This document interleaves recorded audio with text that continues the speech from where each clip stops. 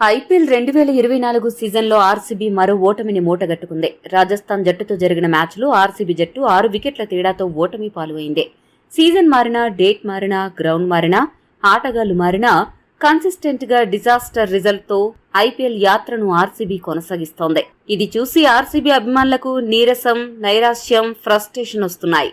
ఈ ఓటమితో ఆర్సీబీ ఈ సీజన్లో హ్యాట్రిక్ అపజయాన్ని నమోదు చేసింది. ఈ ఓటమితో ఆర్సీబీ జట్టు 7వ స్థానంలో కొనసాగుతోంది. ఇక రాజస్థాన్ జట్టు star batsman Buttler blockbuster సెంచరీతో జట్టును దగ్గరుండి గెలిపించాడు. ఇక సంజు శాంసన్ కూడా మంచి బ్యాటింగ్ తో ఆకట్టుకున్నాడు.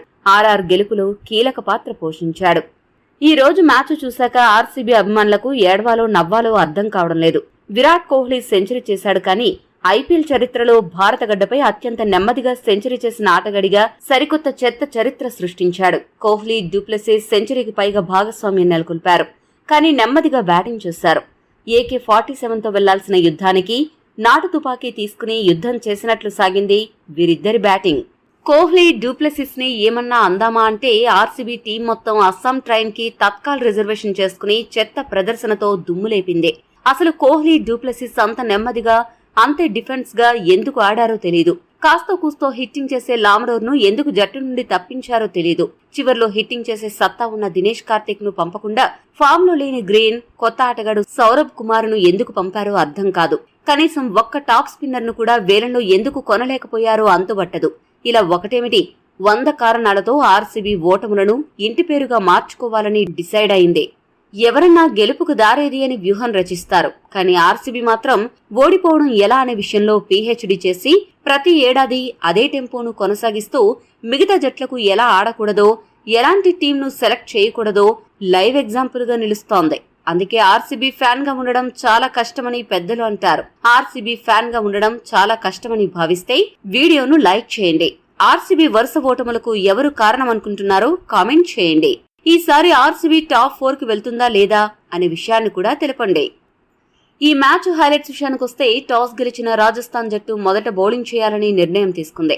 బ్యాటింగ్ కు దిగిన ఆర్సీబీ జట్టుకు ఆ జట్టు ఓపెనర్లు విరాట్ కోహ్లీ, డ్యూప్లెసిస్ మెరుపు ఆరంభం ఇవ్వకపోయినా నెమ్మదిగా ఆడుతూ వికెట్ పడకుండా డిఫెన్స్ అప్రోచ్ తో స్కోర్ బోర్డును ముందుకు తీసుకెళ్లారు. ఈ మ్యాచ్ లో వీరిద్దరూ కలిసి ఎవ్వరూ ఊహించిన విధంగా మొదటి వికెట్ కు 125 పరుగుల భాగస్వామ్యాన్ని నెలకొల్పారు. ఇక్కడ గమనించవలసిన విషయం ఏంటంటే, ఈ సీజన్లో గత 4 మ్యాచ్ల్లో ఈ ఇద్దరు ఆటగాళ్లు చేసిన పరుగుల కంటే ఈ ఒక్క మ్యాచ్లో వీరు నెలకొల్పిన భాగస్వామ్యం ఎక్కువ. దీనిని బట్టి వీరిద్దరూ ఈ మ్యాచ్లో ఎంత పట్టుదలతో ఆడారో అర్థం చేసుకోవచ్చు. ఈ ఇద్దరు స్టార్ ఆటగాళ్లు మరీ ఎక్కువ దూకుడుగా ఆడకుండా, అలానే మరీ నెమ్మదిగా ఆడకుండా కొద్దిగా యావరేజ్ స్పీడ్ తో బ్యాటింగ్ చేస్తూ స్కోరు బోర్డును ముందుకు కదిలించారు. అయితే T20 ప్రకారం చూస్తే వీళ్లు అంత దూకుడుగా ఆడలేదనే చెప్పాలి.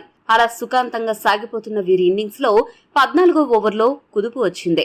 డ్యూప్లెసిస్ 133 స్ట్రైక్ రేట్ తో 33 బంతుల్లో 44 పరుగులు చేసి అవుట్ అయ్యాడు. ఇదే క్రమంలో కోహ్లీ, డ్యూప్లెసిస్ సెంచరీ భాగస్వామ్యంతో కొన్ని కీలక రికార్డులు నెలకొల్పారు. ఐపీఎల్లో అత్యధిక సార్లు 100 అంతకంటే ఎక్కువ పరుగుల భాగస్వామ్యంలో నెలకొల్పిన ఆటగాళ్ల జాబితాలో కోహ్లీ మొదటి స్థానంలో ఉన్నాడు. కోహ్లీ ఇప్పటి వరకు 28 సార్లు 100 కంటే ఎక్కువ భాగస్వామ్యాలను ఐపీఎల్లో నెలకొల్పాడు. అంతేకాకుండా ఐపీఎల్ చరిత్రలో అత్యధిక సార్లు 100 కంటే ఎక్కువ పరుగుల ఓపెనింగ్ పార్ట్నర్షిప్ నెలకొల్పిన జోడీల జాబితాలో విరాట్ కోహ్లీ, డ్యూప్లెసిస్ 5 సార్లతో 2వ స్థానానికి చేరుకున్నారు. డేవిడ్ వార్నర్, శిఖర్ ధావన్ 6 సార్లతో మొదటి స్థానంలో ఉన్నారు. ఇక డ్యూప్లెసిస్ అవుట్ అయ్యాక వచ్చిన మాక్స్వెల్ 3 బంతుల్లో 1 పరుగు చేసి బర్గర్ బౌలింగ్ లో క్లీన్ బౌల్డ్ అయ్యాడు. మాక్స్వెల్ బ్యాటింగ్ చూసి ఆర్సీబీ ఫ్యాన్స్ కు బీపీ పెరిగిపోతూ ఉంది. మాక్స్వెల్ మళ్లీ పంజాబ్ జట్టుకు ఆడిన చెత్త రోజులను గుర్తు చేస్తున్నాడు. ఈ సీజన్లో ఒక్కసారి కూడా మాక్స్వెల్ కనీస ప్రదర్శన చేయలేదు. ఇక ఈ మ్యాచ్లో అరంగేట్రం చేసిన సౌరవ్ చౌహాన్ 6 బంతుల్లో 9 పరుగులు మాత్రమే చేసి పెవిలియన్ చేరాడు. ఒకవైపు మిగతా ఆర్సీబీ వికెట్లు పడుతున్నా కోహ్లీ మాత్రం కింగ్ సైజ్ ఇన్నింగ్స్ ఆడి 150కి పైగా స్ట్రైక్ రేట్ తో బ్యాటింగ్ చేసి గడ్డ ఏదైనా అడ్డా మాత్రం నాదే అని నిరూపించాడు. ఈ సెంచరీతో కోహ్లీకి ఐపీఎల్లో ఇది 8వ సెంచరీ. ఐపీఎల్ చరిత్రలో అత్యధిక సెంచరీలు చేసిన రికార్డు కోహ్లీ పేరిట ఉంది.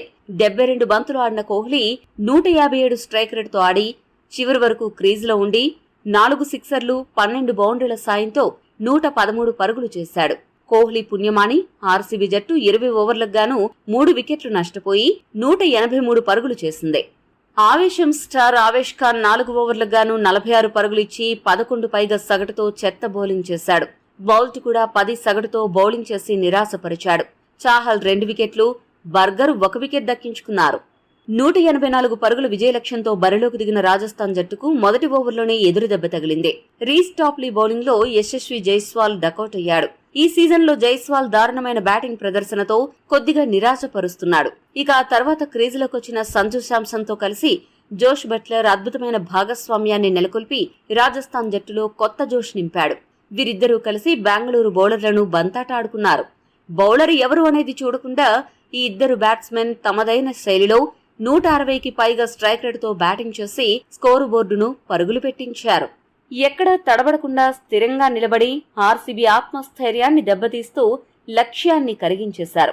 ఇదే క్రమంలో ఇద్దరు బ్యాట్స్మెన్ కూడా అర్ధ సెంచరీ నమోదు చేశారు. ఈ సీజన్లో సంజు శాంసన్ 1 డౌన్ బ్యాట్స్మెన్ గా అద్భుతంగా ఆడుతుండడం టీ20 ప్రపంచ కప్ కు ముందు టీమిండియాకు మంచి పరిణామమనే చెప్పాలి. అదే సమయంలో గత కొంతకాలంగా ఫామ్లో లేక సతమతమవుతున్న బట్లర్ ఎట్టకేలకు ఈ మ్యాచ్లో గాడిలో పడినట్లు కనపడుతోంది. ఒకానొక సమయంలో వీరిద్దరూ చివరి వరకు ఉండి మ్యాచ్ను ముగిస్తారేమో అని అనిపించింది.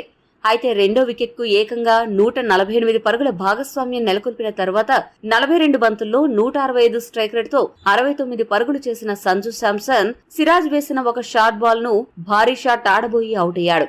ఆ తర్వాత వచ్చిన రియాన్ పరాగ్ 4 బంతుల్లో 4 పరుగులు చేసి పెవిలియన్ చేరాడు. ఆ తర్వాత వచ్చిన జుర్ల్ 2 బంతుల్లో 2 పరుగులు చేసి చేతులెత్తేశాడు. చివర్లో రాజస్థాన్ జట్టు వరుసగా వికెట్లు కోల్పోయి కొద్దిగా టెన్షన్ పడినా బట్లర్ సెంచరీ ఇన్నింగ్స్ తో అజేయంగా నడిచి దగ్గరుండి ఆర్ఆర్ను గెలిపించాడు.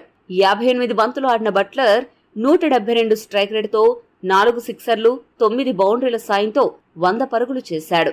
ఈ వీడియో మీకు నచ్చితే లైక్, షేర్, కామెంట్ చేయండి. మరిన్ని స్పోర్ట్స్ అప్డేట్స్ కోసం మా ఛానల్ను సబ్స్క్రైబ్ చేసుకోండి.